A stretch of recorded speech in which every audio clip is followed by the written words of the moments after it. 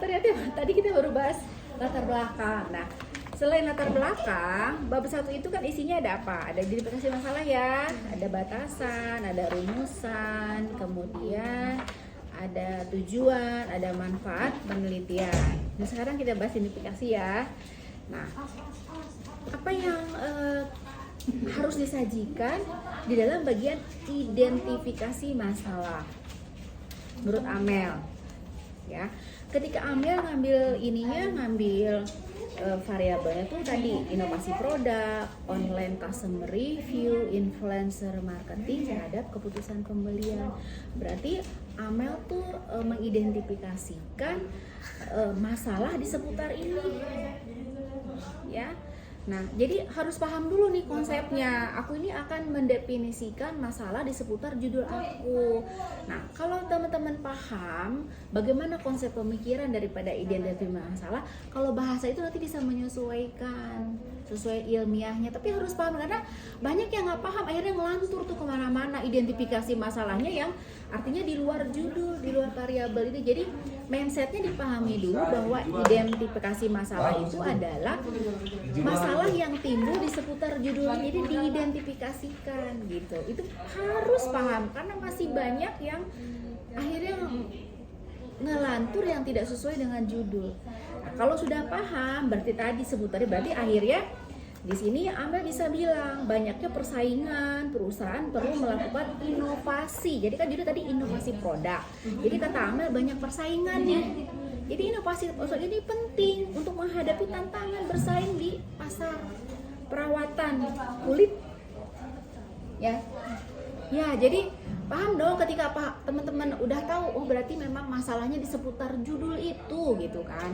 Berarti tadi kalau inovasi produk jadi kan, oh iya banyaknya persaingan, udah tepat. Terus yang kedua apa? X2-nya di sini. Online customer. Jadi setiap customer itu memiliki pandangan yang berbeda terhadap ulasan daring yang menunjukkan bahwa pengaruh ulasan daring ini tidak bersifat universal dan dapat bervariasi dari satu individu ke individu lainnya. Jadi bagaimana nih mengidentifikasikan masalah di seputar online customer review? Kenapa penting? Ya, karena kan kalau konsumen online itu e-commerce itu kan tidak lihat toko online-nya, belinya kan tidak datang ke toko, tapi tokonya tuh online, bisa dilihat dari websitenya, media sosialnya, ya kan?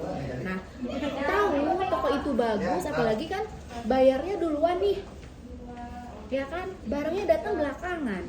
Kalau ternyata nanti penipuan, tokonya nggak ada, uang kembali, produk nggak datang, ya berarti dilihat salah satunya untuk mengukur ada online customer review, kasih bintang 1, bintang 2, bintang 3, bintang 4, atau ulasannya bagus-bagus, fake nggak ulasannya gitu kan. Berarti kan harus yang real. Jadi oh iya ternyata udah banyak ulasannya, dia bilang katanya produknya bagus sampai ribuan, ya kan, udah pakai belasan ribu gitu kan ulasannya. Nah oke.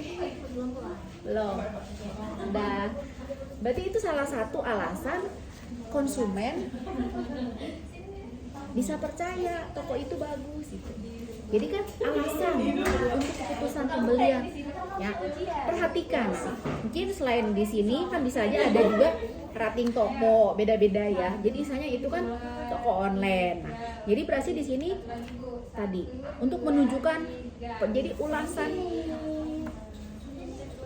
pelanggan ini penting sebagai salah satu faktor. Nah, makanya di sini Amel mengambil judul ini sebagai salah satu variabel yang diteliti itu sebagai dasar konsumen tuh beli. Jadi keputusan untuk memutuskan beli gitu kan. Jadi ada masalah nih di sini. Nah, terus kemudian yang ketiganya apa?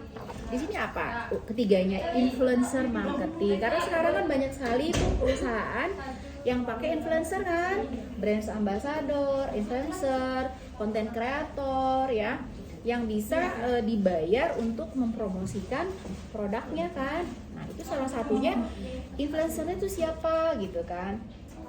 Bisa banyak, bisa random, yang seperti sekarang seperti afiliator kan. Nah itu kan biasanya itu yang dibayar.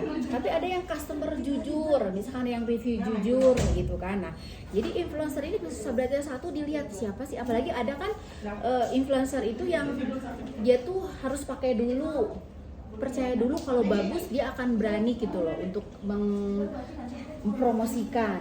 Ada influencer yang nggak mau asal mentang-mentang dia bayar suruh review bagus kan nggak ada. Jadi sebagian customer tuh ada fanatik, lihat dulu nih siapa nih influencer marketingnya gitu kan. Karena buktinya kan sekarang banyak kali kan yang kosmetik overclaim, betul nggak? Ya, karena kekuatan itu hanya kekuatan algoritma media sosial, dia permainkan ya kan. Cari orang-orang yang bisa dibayar, padahal sebenarnya produknya overclaim. Nah, makanya kan berarti hati-hati nih. Jadi konsumen itu harus hati-hati ketika memutuskan beli produk itu melalui e-commerce ya, toko online yang tidak tahu toko fisiknya ada di mana gitu. Ya. Nah, itulah salah satunya. Terus kemudian, nah penelitian sebelumnya menunjukkan hasil yang bervariasi mengenai ketiga faktor ini. Jadi kan itulah sebenarnya salah satu identifikasi masalah. Jadi namanya bahasa itu bisa disusun. Ya, yang penting teman-teman bahasa identifikasi masalah itu diurutkan dari setiap variabelnya kan. Nah, bahasa bisa disusun, bahasa ilmiah. Yang penting teman-teman tadi mindsetnya paham. Oh iya. Ada pertanyaan nggak mengenai identifikasi masalah? Ada ya. Terus kita apa? Batasan. Kenapa mesti dibatasin? Supaya kita bahasnya kemana-mana. Yang kita bahasnya hanya udah faktor ini aja tadi. Inovasi produk, online customer review, influencer, ya kan, sampai tadi keputusan pembeliannya udah faktor itu aja. Jadi jangan melebar kemana. Pada tadi bukan sudah inovasi ada rating, kan kita lagi ngebahas rating nih. Udah dibataskan supaya pembahasan kita tuh nggak melebar kemana-mana dalam analisa selanjutnya, baik itu di bab 2 ataupun bab 3 ataupun pembahasan di bab 4. Dibatasilah bahwa proposal ini fokus hanya kepada variabel ini. Inilah batasan masalah. Karena tadi ada tuh yang ngaco tuh. Batasan masalahnya variabelnya apa? Dia mau di sini e-commerce, Shopee lah, Tokopedia apa? Kan judulnya ini gitu. Karena kan yang nggak paham tuh batasannya. Jadi namanya batasan tuh sama pengertiannya, mindsetnya ya udah masalahnya dibatasi seputar dengan kamu punya variabel nih. Kayak Amel kan punya 4 variabel nih, X dan Y. Ya sudah, berarti di seputaran itu loh judulnya. Jadi jangan melebar membahas, karena ada mahasiswa sempro kemarin yang dibahasnya judulnya apa, yang jadi kajian pusakanya selain yang 4 variabel ikut dibahas juga apa, kan nggak nyambung. Ada loh, itu real ada, karena dia nggak paham batasan masalahnya. Jadi itu ya. Oke, setelah batas masalah rumusan. Sekarang kalau sudah pada dapat diidentifikasi, kira-kira bisa dirumuskan nggak? Tapi kan nggak jauh-jauh tetap dari itu kan, dari variabel tadi masalahnya itu. Berarti ketika dirumuskan tuh hanya permainan bahasa aja sebenarnya, gitu loh. Kalau tadi mengidentifikasikan ada masalah bahasanya kan teman-teman seperti ada mindset menggiring opening bahwa oh ini memang ada masalahnya di sini, harus diidentifikasi nih masalahnya gitu kan. Ada semacam ada kalimat pernyataan menyampaikan bahwa itu penting loh, ada masalah loh di sini gitu kan. Tapi kalau sudah rumusan, dirumusin si masalah ini benar-benar menjadi satu pertanyaan yang harus ada jawabannya gitu loh. Makanya biasanya rata-rata kalau dirumus masalah udah tuh kata tanya, apakah inovasi produk ini berpengaruh terhadap ini, apakah tadi ini online customer.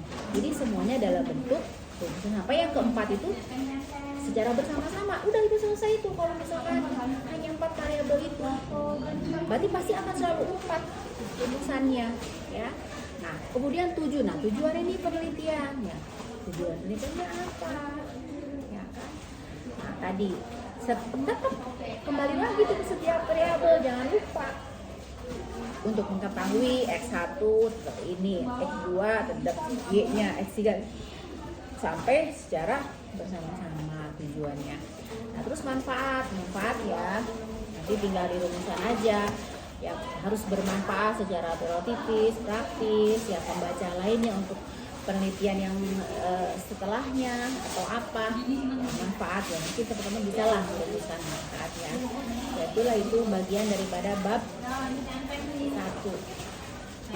Ini udah benar semua berarti udah paham. Yang bener ya. Udah semua soalnya. Udah dikoreksi. Jadi oke, kita close, kita masuk bab 2.